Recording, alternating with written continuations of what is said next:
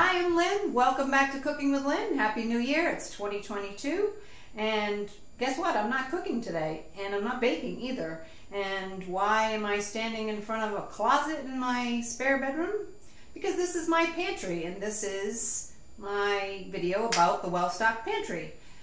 So, I'm going to talk about my pantry and how you can stock your pantry for your needs and maybe get you motivated to clean out your closets and your pantry and your spices and stock up with some new fresh stuff for the new year. So, I don't have a pantry in my house, just a ranch with 3 bedrooms, and 2 of them are not being used presently, and so rather than try to cram everything into my kitchen, which is not all that big, I made this bedroom closet a pantry. This is my pantry. So take a gander at that. So I actually keep a list of the things that I use all the time. There are a couple different kinds of cooks. One is the cook that just wings it every day and looks in the fridge and says, what can I take out for dinner tonight? And then there's the meal planner. And I'm kind of a little bit of both, but I mostly wing it. I don't know why. I tried meal planning and it somehow never really seems to work. But because I stock my pantry well, I'm always able to pull something together and it always seems to work. So I'm just going to talk about what I do and hopefully you'll get motivated. So let's just start in here. Come in the closet with me. You need to look at me. All right, it's kind of silly. It's a little dark in there. I don't have a light in here, which is the bad thing. But so some of the stuff is going to be overstock, if you will, of things that I have in the kitchen and also in the fridge. So, you know, a few things. I'm not going to talk about every single thing, but I've got balsamic glaze. This is where I keep my oils. I've got a bunch of different oils. I've got balsamic vinegar. You'll see in my fridge I've got all different kinds of vinegars. And I've got different oils. So I've got coconut oil, which is great for lots of things. I took my makeup off with it the other day. That was pretty amazing. And some other things I like to keep. Capers. I've got mustard. I've got olive oil. Salsa, which is great for, you know, you think of salsa as a snack with some chips. You can certainly throw that on top of some chicken, put a little cheese on top of it, even crush up some of those nachos on top, bake that. That's something I like to do. I've got agave nectar and honey, and I've got apricot preserves and all sorts of different things to sweeten things, or I've got lots of things to make sauces with. And once you start learning how to do those kinds of things, making sauces with different things, you can get creative. So we've got lots of different kinds of beans, black beans, chickpeas, kidney beans for chili and all different things. Great source of protein. You can throw that in a stir fry or substitute that for meat if you're not eating meat. I've got cream of chicken. This is great. All the different cream soups is great for kind of like a ready-made sauce if you don't feel like making a sauce. And all kinds of different, I get tomato sauces and diced tomatoes, and somehow randomly I have crushed pineapple. I don't even like pineapple, but I mean, at the beginning of the pandemic, there was all this talk about food shortage and kind of scary stuff. So I bought a bunch of stuff that I don't even eat, and I don't know why. Just panic buying, I guess. I don't know. But don't pay any attention to the ding-dongs. My husband and I got a little nuts and started working through the hostess and the Drake's family. But that has to stop because pants are getting tight, you know how that goes. So chicken stock, I don't eat a lot of beef, so I don't stock a lot of beef stock, but I always have chicken stock, sometimes vegetable stock. And I've got my kosher salt. And then, I don't know if you can see down there, it's not very exciting, but it's just, so I've got polenta. It's probably better if you can see. I just made this last night. Polenta cornmeal, basically. I've got a couple different kinds of cornmeals. You make cornbread. And I've got coconut. I love to make coconut shrimp, coconut chicken. And that's just really, just add some panko breadcrumbs, do the whole, you know, egg wash flour thing and add some coconut and you've got a whole different meal. And I've got popcorn. I'm a little jar happy, as you may notice. A lot of things are in jars. If you're on like TikTok, it's just cornmeal at all. You'll see some people go really crazy with dumping everything out of the original containers and putting them in jars or other containers, and some people say, why? It's already in a container. Why are you putting it in another container? But sometimes, you get something in a bag and it doesn't really keep.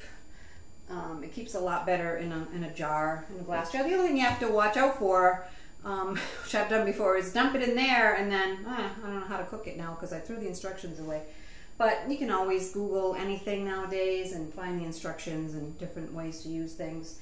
And you just have to be careful that if it's something that's going to stay in here a while, make sure you write the expiration date somewhere, either on the jar or the lid or something. And I've got flaxseed. I just made some granola. I threw some flaxseed in. You can throw that in with oatmeal. It's healthy. It's good for you. And then I've just got flour. I've got oats and sugar and walnuts and all that. Some things for baking. I don't do a lot of baking. I don't keep the regular flour and sugar, but I don't keep a lot of strange thing. I don't keep a lot of different kinds of flour. I don't do a lot of baking. My son does all the baking. He's the baker. And I also have some pastas. This is leftover from the holidays, but orzo I like to throw in a soup, and you can also make an orzo salad, so you can throw some cheese and some olive oil, some kind of dressing, and throw some veggies in with it and make either a cold orzo salad or a warm orzo dish.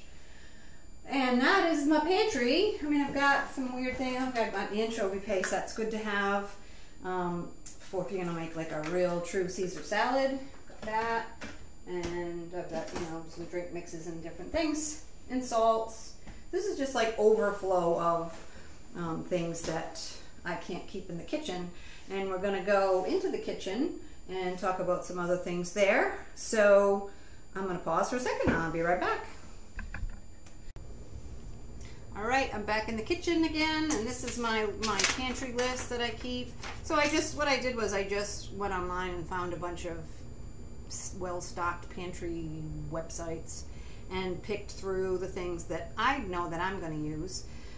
You certainly don't want to stock all kinds of things that you're not going to use, and because you got to watch out for expiration dates. And if you want to get experimental, you can buy things as needed, but to just stock your pantry full of things you're not sure you're going to use, it seems a little bit silly. When you're stocking the fridge and freezer, especially the fridge, with fresh things, you've got to make sure that you're going to be using them in a timely manner. A lot of times I'm cooking something that is like what's going to go bad, and that's what we're having tonight. And a lot of times that ends up being a stir fry or a soup or whatever, something just so I hate to throw food away, and my husband hates it even more. So, but I just have this list. I can make it available if you want. It's a lot of the things that I just showed you in the pantry. And the first thing, if you are going to stock your pantry, the first thing you're going to want to do is clean out. So go in there and pull everything out that's expired. Canned goods, time flies. We don't realize sometimes that a year has gone by and this thing you bought, you never used it, and now you've got to throw it away, unfortunately. And spices, I had to clean my pantry out my spice cabinet out one time, and I could not believe how expired my spices were. And then I restocked, and lo and behold, the spices actually taste like something when they're new and fresh. So you might want to check that out, check out your expiration dates. So, clean out. Get rid of anything that's bad, make some room, think about what kinds of things you'd like to keep on hand. Because I'm more of a wing it kind of person versus a meal planner, if I know I'm going to keep these things that I use regularly on hand, I can pretty much pull a meal together pretty easily. And short of having to take something out, like a meat in the morning just to thaw it out, or thaw it out the night before. So it takes a little bit of planning either way. So again, I can make this available if you'd like. Think about how much space you have. So if you have extra space, so I have that pantry in there, and I have a place downstairs where I keep overstock of pans and different things like that. So, you know, space is an issue as well. So let's get into the spice rack. Hang on a second. I'll be right back. Welcome to my ultra exciting spice cabinet here. I've got this little, what do you call these, spicy shelf or something? You can buy this online. It's little plastic risers that you can get to add extra spices, because, you know, they're this big and they take up all this room. So anyway, I've got mine alphabetized. Surprise, surprise. The top shelf here has just got all the overflow of like extra things that I, for some reason, like I have 3 Montreal steaks. Like, I know I like it, but that's the product of not checking your cabinet before you go out shopping, and then you're like, I think I need this, and you buy it, and then you have too much. And luckily, it's got a long expiration date. The expiration dates can really be hard to see sometimes. You're like, where is it?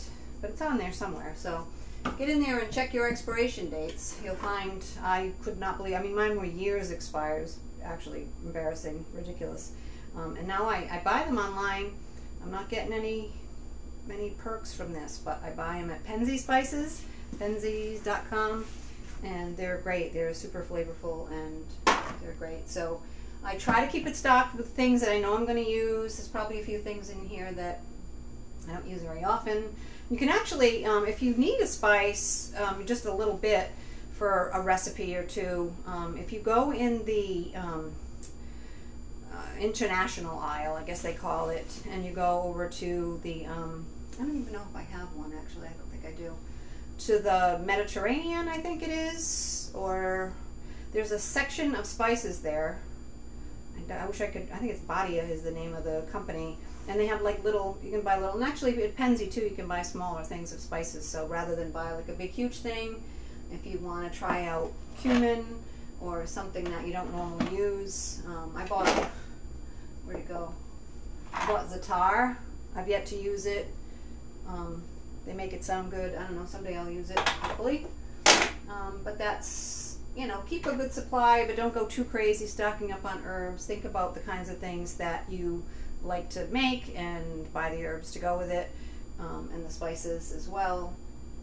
And if you're going to look for a recipe and you're going to use, you know, you could buy the spice for that if you're going to use it for a certain recipe, and hopefully something that you like, and you'll make it again and you won't have to throw the herbs away. But that is my very exciting spice cabinet. For some reason, buying new spices is exciting to me. I don't know, I guess that means I'm a full-fledged adult. And I just bought this everything bagel seasoning. I've yet to use this. And sometimes what I'll do is buy one and then look up some, like I bought cardamom. I don't know why. I threw it in my granola and it tasted pretty good. So I like to look up some recipes that go with it, just to experiment every now and then. You know, sometimes it can get a little bit dull with cooking the same things over and over again.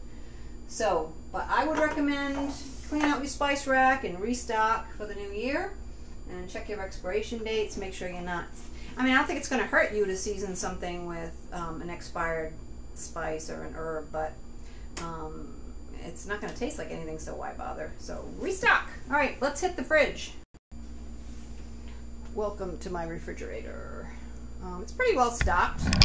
I've got, you know, all the stuff. All my grains are on the top. I've got arugula and spinach and some fresh herbs, which are not stored properly, mind you, but they're there. And lettuce, and more lettuce. I've got more lettuce in here. I've got all my veggies. You know, I like to, it's all the stuff that I use regularly, so you're going to want to stock up on the things you would use regularly. If you're not a red pepper person, you know, don't buy any red peppers. We eat a lot of fish, so I always have lemons, always have carrots. If you have kids, it might be a little more challenging because they tend to be fussy, but, you know, do the best you can. I've got some sour cream and different things. Those are good for, that's cream cheese, but I don't know why I have so much cream cheese. I've got cream cheese on the door too. But, you know, it was the holidays, so we bought stuff. And cheeses, I'm a big cheese person, so I always have lots of different kinds of cheeses. We've got goat cheese. I like to throw cheese on pretty much anything. And yogurt. I used to buy half and half to make sauces with, but I find that it goes bad too fast. So I just grab plain yogurt, and that keeps longer, particularly if you don't open it. And I can make sauces with that. I've got milk, common milk, so very exciting, and kale. So, I mean, I can pretty much, so tonight I took shrimp out. Hello. Hi there. And I'm going to make a stir fry. I'm going to go through and see what the heck is going bad and throw a bunch of veggies together and make a delicious meal with that. And a lot of times I'm just winging it at the last minute, throwing stuff together. And you can even just, if you're not that bent on having meat every night, you can certainly throw together a salad or just roast a bunch of veggies. Okay, look at the door here. I've got lots of stuff. I keep all my vinegars on the bottom. I've got balsamic, rice wine, champagne vinegar. I love a vinaigrette with champagne vinegar. I've got white. I've got red wine vinegar. Love this stuff. I showed it to you in the pantry, balsamic glaze. Put that on everything. This teriyaki sauce is amazing. I'm not getting paid for any of this. I just tried this recently. My son was home for Christmas and he made me a curry. So good. So I'm not really a spice person, but I like to throw that on. I threw that in some soup the other day and it was really good. And cider vinegar, soy sauce, Worcestershire sauce. This has been in here for a couple of 100 years. I could probably check the expiration on that. I'm not perfect. And barbecue sauce and sriracha. And all the usuals, ketchup, maple syrup, horseradish. Can make a nice shrimp cocktail with some ketchup and, whoa, some horseradish. And the usual stuff. Butter. Don't use too much butter. The holidays we did. And that is my refrigerator. It's not anything super special. Not the most organized refrigerator in the whole world, but it works for me. All right, I'm gonna get up. I'm pausing you again. Well, if that wasn't exciting enough, we're now in my freezer. I've got frozen stuff, frozen spinach, frozen peas. I like to throw that kind of stuff in a stir fry or a soup. I've got strawberries for smoothies and Brussels sprouts, and lo and behold, I forgot that I had tater tots. Hello. Got to cook those. Those have been in there a little bit. Obviously things in the freezer are going to keep longer, but they can certainly get freezer burn, so I've had to throw out a few things because of freezer burn. I keep a lot of ground turkey, shrimp. We don't, like I said, we don't eat a lot of beef. I like to buy my chicken this way. Not working for the Purdue company, but I like that they're all individually wrapped and I can just pull out a couple at a time and they thaw really quickly. They're not super big. A lot of the chicken that you buy now is like the chicken breasts are so crazy huge, and hello. I don't know, there's something not right. I think they pump fluids into them or whatever, and I'm not crazy about that. So let's head over to the last, most exciting, not really, place in the kitchen. This is just like so the pantry is where I keep all the overstock stuff. This is just where I keep, you know, just whatever, tuna and some canned stuff, because I don't want to always have to be running back there. I keep my onions here, and also sweet potatoes. This is my husband's candied ginger that he loves, and then this is just a hot mess of chips and crackers and all kinds of stuff that we won't talk about. And then down here, it's my favorite thing in the whole world. I'm going to lower this so you can see. So this cabinet that I have here is super deep, and I could never get at anything, so he installed this wonderful thing for me. And as you can see, everything's in jars. So I've got couscous for throwing together, either a couscous, like you can do a cold thing and throw it in soup. You can throw it in stir fry just to bulk it up a little bit, or just throw some veggies with it, some shallots and some dressing. I always keep dried cranberries like that in my salad. I've got, golden raisins here, almonds, I've got panko. What do we got? Rice. I love my jasmine rice. Cookies. My granola that I made yesterday I made that. And I've got orzo and more oats. And I've got some, you can't see it. Fix that. Just egg noodles. I have a recipe up here on the Cumberland Library's Facebook YouTube page where I use the egg noodles to make a turkey kind of hamburger helper-y type of thing, and then just some penne and some spaghetti. And I find everything keeps a little bit better in jars.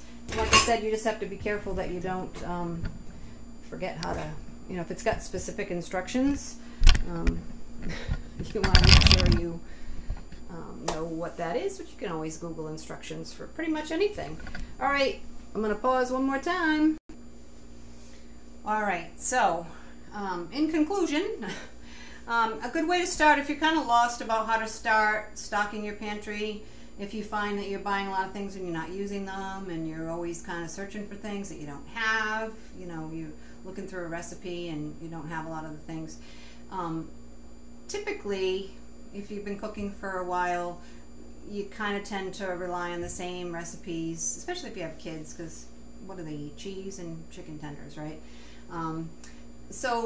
But a good way to start would be to maybe go through a month of meals and make what you would make, and maybe list the ingredients, or even keep a log of what it is that you cooked, or maybe for a couple of months just to see what sorts of things that you keep repeating, and then stock your pantry with those things. You always have that on hand, and you'll always be able to, you won't be running to the store, save yourself a trip, and keep a list. I'm a list person. I have so many lists that I have to keep a list of my lists, and I rely on this because I don't always remember to buy all of these things every week, and I do shop online, so it's kind of nice that I can be here looking at my cabinets to see what do I have, and to avoid buying 3 things of Montreal steak seasoning.